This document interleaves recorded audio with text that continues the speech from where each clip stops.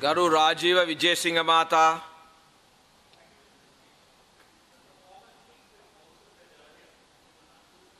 Honorable Rajiva Wijesinha.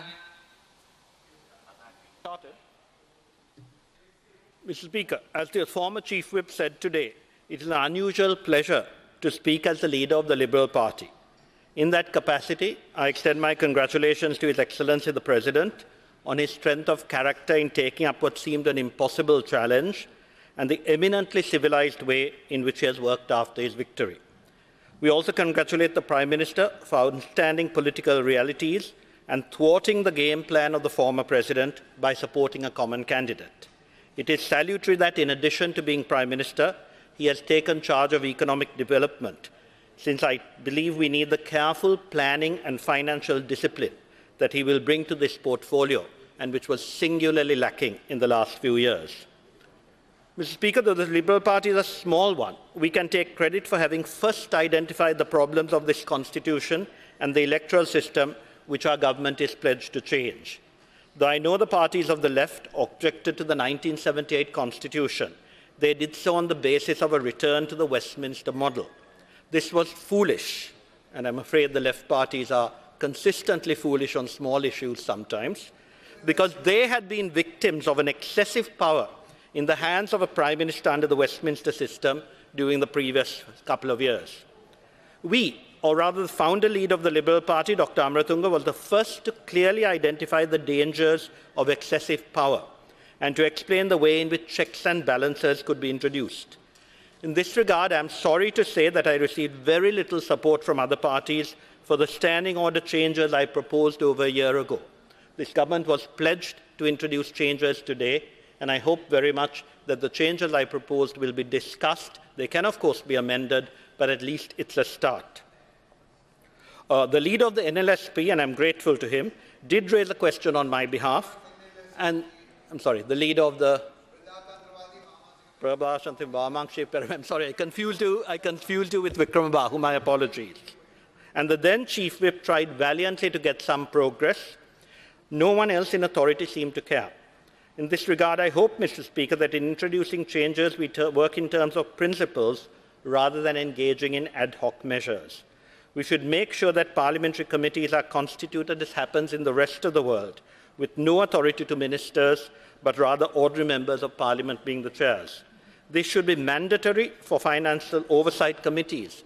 And while I am sorry that the TNA and the JVP are not in the cabinet, I believe their commitment to financial integrity should find full play in the chairing of such committees.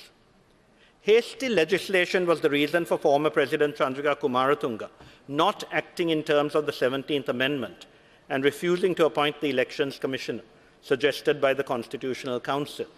I am glad, therefore, that in getting rid of the 18th Amendment, as to which I trust the House will be unanimous, we replace it with something based on constitutional practice in the rest of the world, without blindly returning to the 17th Amendment.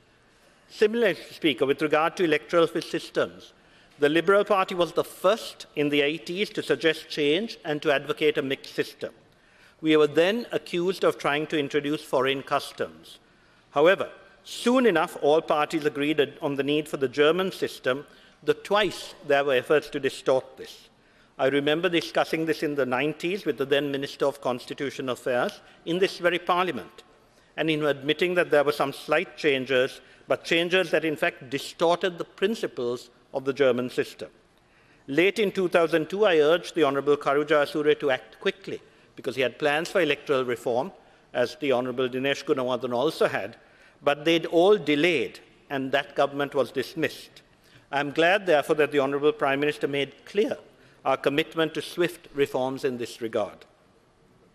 Mr. Speaker, in celebrating the need for reform, the Liberal Party can be proud that alone in government it formally advocated reforms while sitting in government for the last 2 years. I should mention here, though, the debt owed also to the Honourable Vasantha Senanayake, who along with me drafted a formal letter to the former President at the beginning last year about the need for reforms. And I'm grateful to the senior ministers who signed that letter, which was quite brave of them at the time.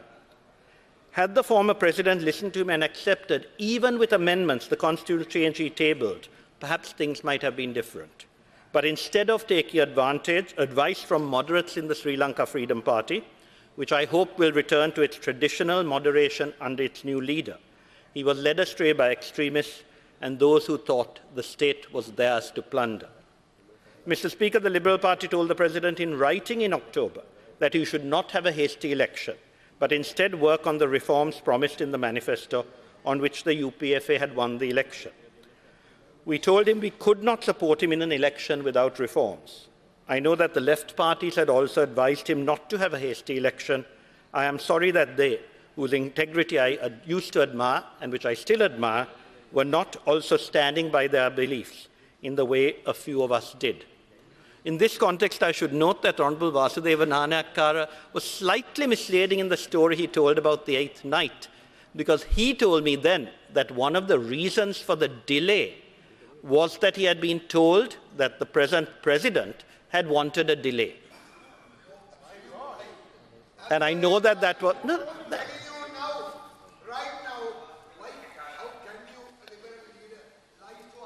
I have never lied. I can't think of it. I can't. Honorable Vasudeva, you told me that Maitri had asked for the delay because he wanted to take office in the morning. You said that. If you have forgotten it.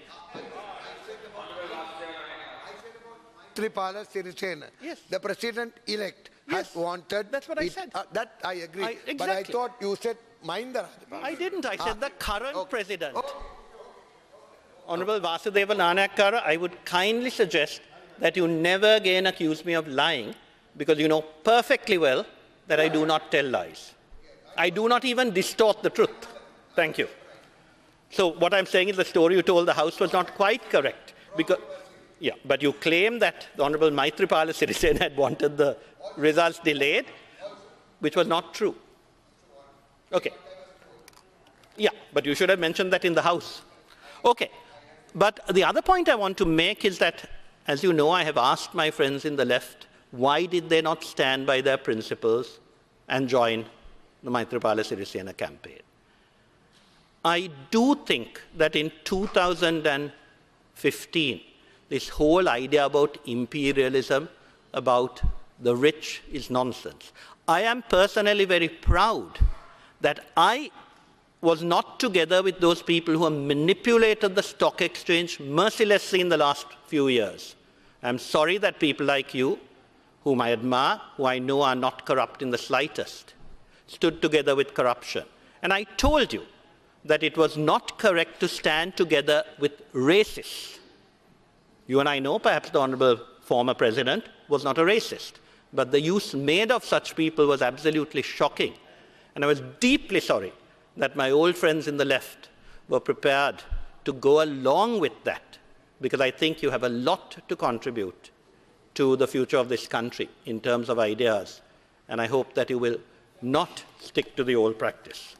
Finally, Mr. Speaker, I was told that I was courageous, but since, as the former president once said, I was someone without a political future as a member of the Liberal Party, I had nothing to lose. The real heroes of today are His Excellency the President, the other members of the SLFP, in particular the Honourable Vasantha Sennack, who spoke out so early, and the leader of the UPF and the other minority members who left government in that tumultuous week after the election was called. In wishing the government well, in hoping for opposition cooperation, now for reform, I salute them for courage, which I hope will never be necessary again in our political system after we get rid of the excessive authority of the executive. Thank you. Garu